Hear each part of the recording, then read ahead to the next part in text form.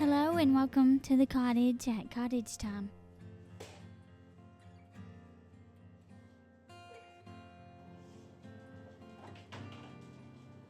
I have never been one to want to make all of the fancy shaped breads and stuff, but this year, I don't know, I'm just into it. I am starting off by making a pull-apart star-shaped bread to go with our dinner.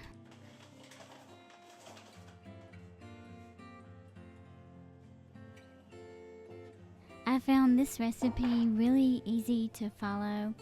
I did make it gluten-free, but the site has a lot of Christmas breads that are regular flour and gluten-free. I'll make sure to link the site that I used in the description.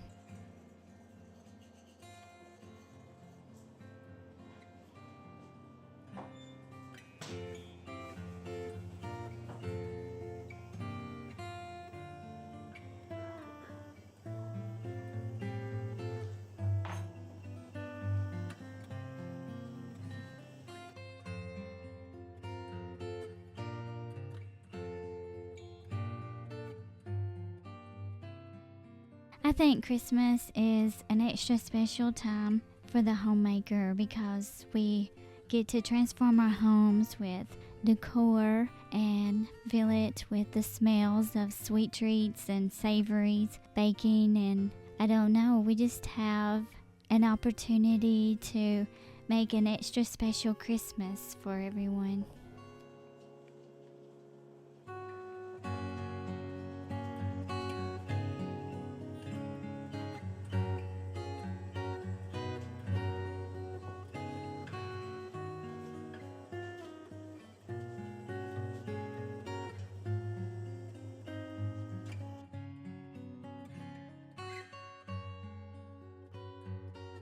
While the bread is rising, I wanted to take a few minutes to tidy up the living room. This is the more casual sitting area. We watch movies, read books, and we eat snacks in here. So it needs a little extra TLC.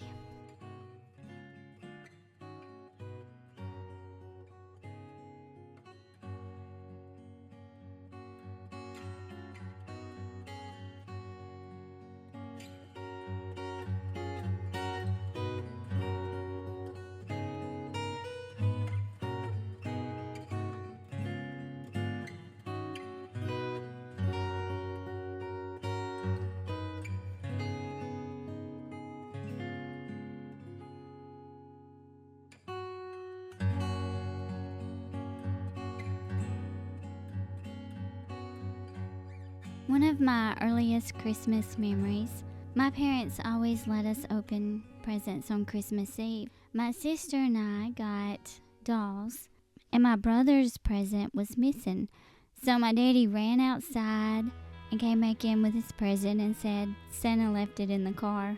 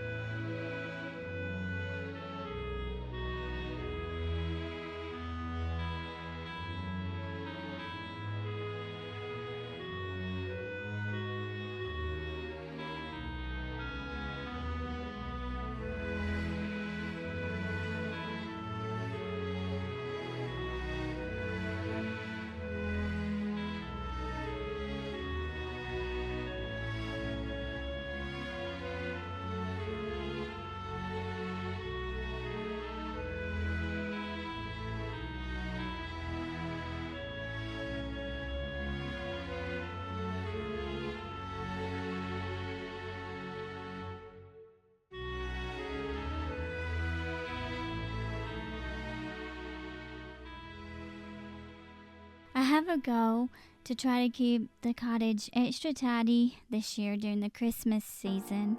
I love the way it looks with the twinkle lights, and everything in its place just feels extra cozy.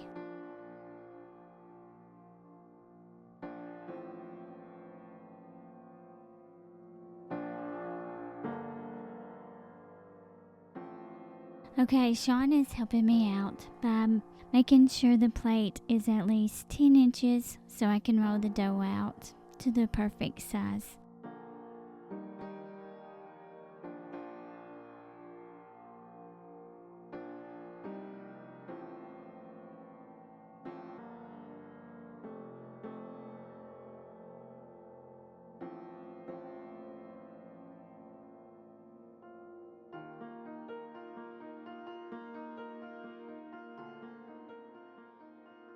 The little cutting area on the plastic wrap, for some reason, is so difficult for me.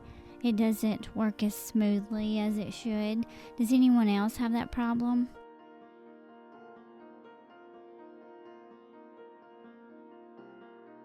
Now I'm going to roll out the 2 layers of the bread.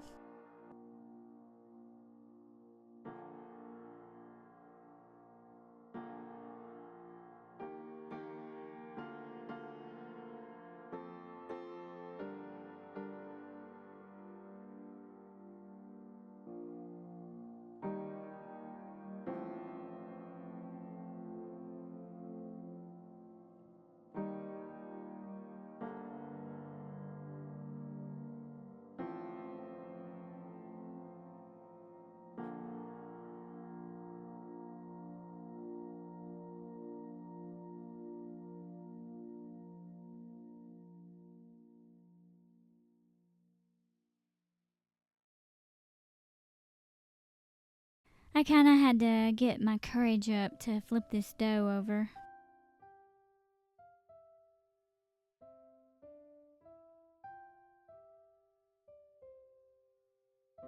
I do not have a pastry brush, so I just drizzled some egg wash onto it and then smoothed it out with a paper towel.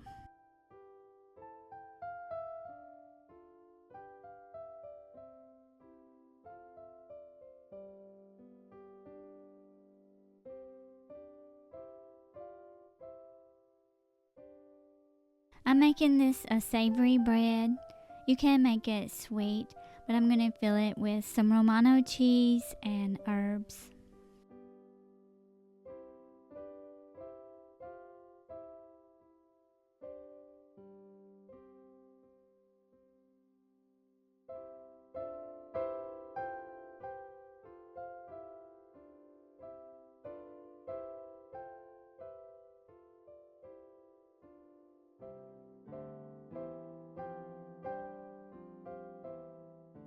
I'm adding some oregano, basil, and garlic.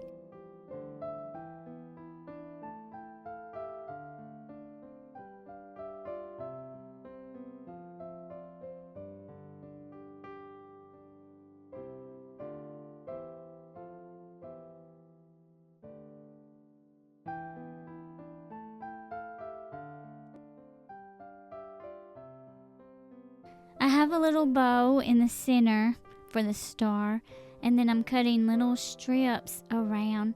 It was supposed to be 16, but I ended up with 14. So I will twist these and connect them into a point for the star.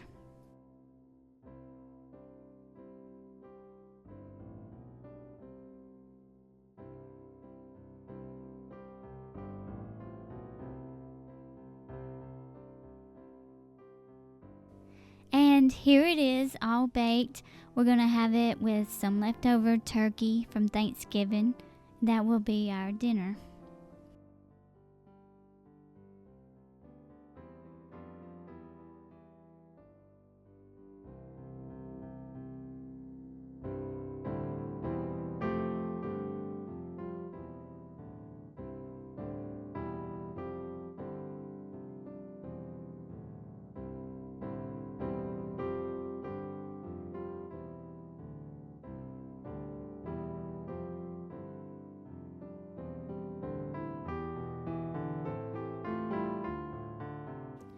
I like a handmade Christmas look, so I thought I would go with something simple and make some snowflakes to hang over by the tree. For this craft, you just need the brown or white paper bags, the lunch bag size, and I'm gonna hot glue them together. One snowflake takes 9 bags.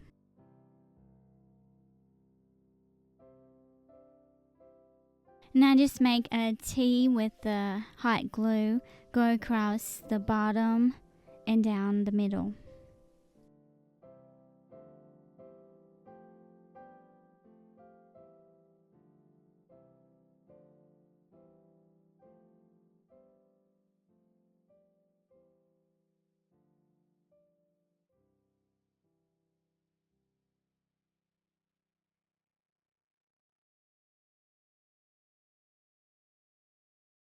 Once the glue has dried, you cut off the corners of the top of the bag, the opening part of the bag.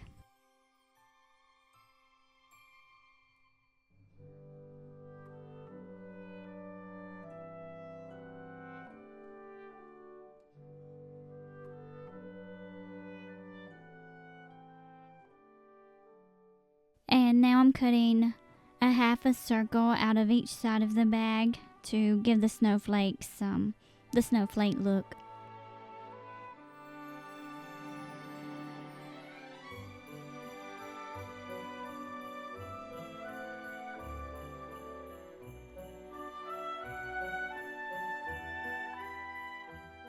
Now I'll add some glue and connect the snowflake together. I'm going to hold it together with some clothespins until it dries.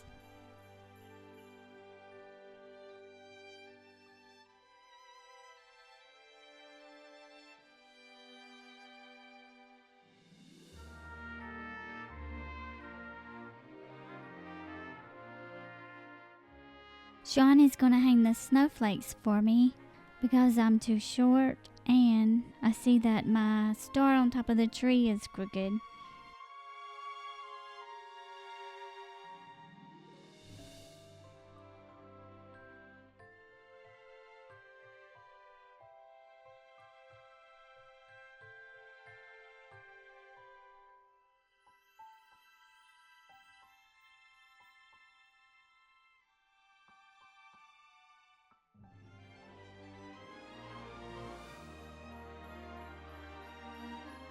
It is now a different day and I'm going to hang up some orange slices that I have dehydrated. I'm just going to use a skewer to make the hoe and tie some twine around it to hang on the tree.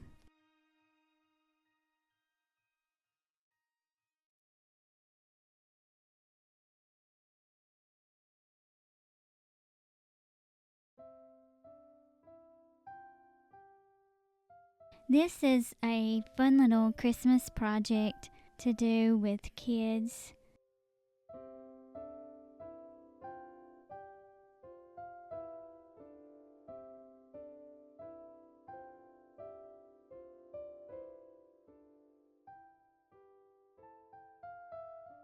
I've been out in the garage getting the Christmas decorations together, and I have this little tree that I like to put over either in the kitchen usually or in this fireside room.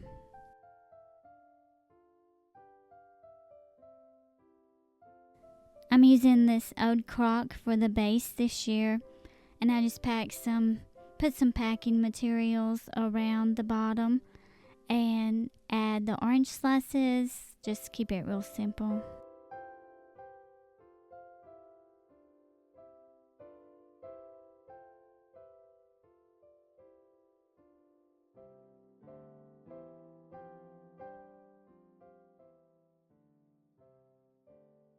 Now I'm noticing that the plug will not reach the outlet, so I'm going to ask Sean to come move it for me. This is a 5-gallon crock. It is really heavy.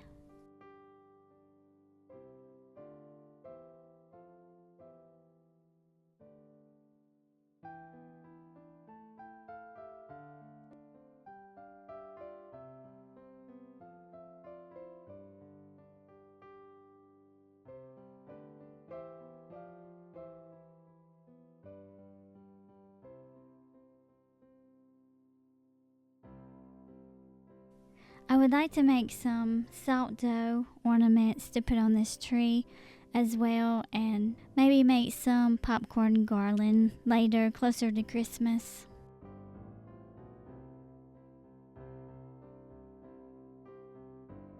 One of the boys told me they would like to have some peanut butter cookies, so I'm going to take a break and go make a pan of those.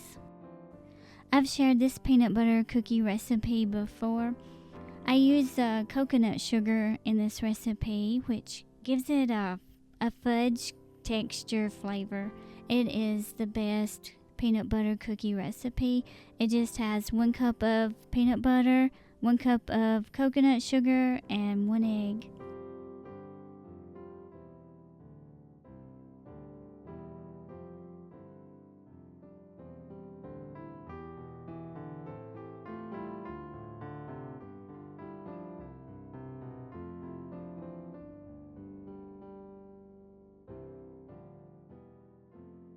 Thank you so much for stopping by the cottage today and watching till the end.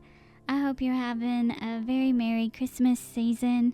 If you enjoy these homemaking videos, please like, share, and subscribe, and I'll talk to you in the comments below.